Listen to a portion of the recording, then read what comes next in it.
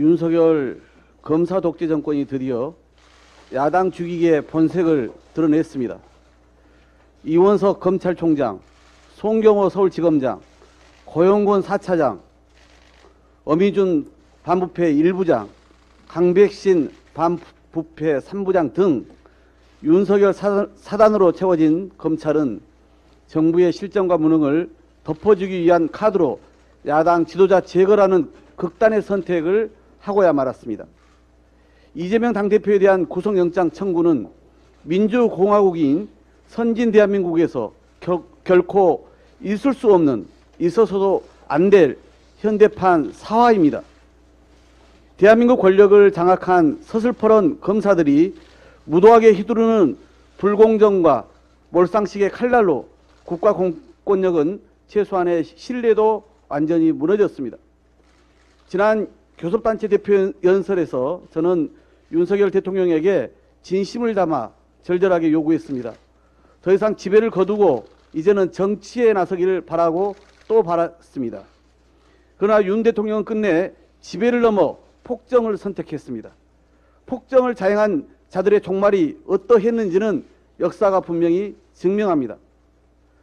국회 제1당의 현직 대표이자 대선 당시 유력 경쟁자를 체포 구속하려는 의도는 야당을 무력화하고 분열시키려는 윤석열 검사 정권의 치졸한 정치 탄압이자 법치주의와 민주주의를 파괴하는 책동입니다. 과거 군사 독재 시절 김영삼 총재, 가택연금, 김대중 내랑음모죄 적용 때와 같이 야당 대표를 고리 상태로 만들어서 국정을 자기들 마음대로 지락펴락하겠다는 정략적 속셈입니다. 국회 체포동의안 표결을 놓고 야권과 민주당 내부의 갈등과 논란을 증폭시켜 윤석열 정권이 학수고대하는 야권 분열 프레임으로 집권당의 총선 승리를 도우려는 얄팍한 정치적 술수입니다. 권력을 거머쥐고 충성을 다한 검사들을 차기 총선에서 대거 정계 진출시켜 검찰당과 윤석열 검사 독재를 완성하려는 시나리오의 시작입니다. 이재명 대표를 구속시키면 윤석열 대통령의 불통과 오만, 아집과 독선의 전횡을 국민들이 눈감아 주기라도 한답니까? 야당을 죽이고 갈라치기 한다고 하여 윤석열 정부와 국민의힘의 역대급 무능과 무책임이 사라지기라도 합니까?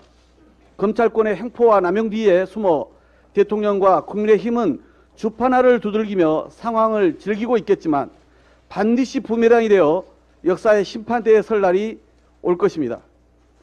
민주주의 후퇴에 대한 국민들의 저항은 거세지고 윤석열 정권에 대한 혹독한 심판만 가중될 것입니다. 윤석열 검찰의 구속영장 청구는 법리적으로도 부당합니다. 당대표에 대한 구속영장 청구는 최소한의 요건도 갖추지 못한 정치영장입니다. 범죄자의 전원만 있을 뿐 증거가 전무합니다. 이재명 대표의 범죄 사실 자체가 없습니다. 검찰이 원하는 진술을 하지 않으면 무조건 구속영장을 발부해야 합니까? 우리 헌법에 보장되고 사법부가 중요시하는 정당한 방어권은 무시해도 됩니까? 이 대표는 검찰 수사를 피한 적도 없고 인멸할 증거도 없고 도주 우려는 결탄코 없는 제1야당 대표입니다. 더구나 야당 대표에 대한 전례 없는 세 차례 소환에도 모두 응해서 수사에 협조했습니다. 그리고 이미 수년이 지난 성남시장 재직 시절 자료를 인멸하는 것 자체가 불가능합니다. 검찰이 원하는 자료를 지키는 현 성남시장은 국민의힘 소속 시장입니다. 이재명 대표에 대한 검찰의 압수수색은 무려 300건이 넘습니다. 성남시, 경기도도 모자라 민주당 중앙당사 2번, 국회 본청까지 압수수색을 했습니다. 원하는 자료는 다 가지고 갔으면서 무슨 증거인멸이 가능합니까? 검찰의 주장은 억지 그 자체일 뿐입니다. 민주당은 국민과 함께 싸우겠습니다. 우리 대한민국 역사의 후퇴를 결단코 용납하지 않겠습니다.